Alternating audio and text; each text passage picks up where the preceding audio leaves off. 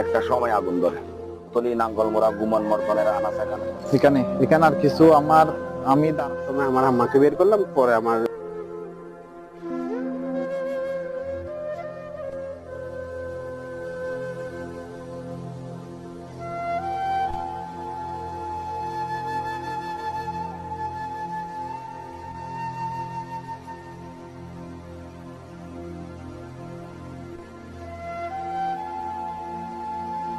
একটা ইয়া ছিল, এটা বের করার পর আর ঘরে ঢোকার সময় থেকে আগুন আসছে, আর ওইখানে পুরো দক্ষিণ পাশে চলে গেছে। 10 মিনিটের মধ্যে পুরো কি ইয়া হয়ে গেছে, মানে এখানে ঢোকার মতো আর পরিস্থিতি ছিল না।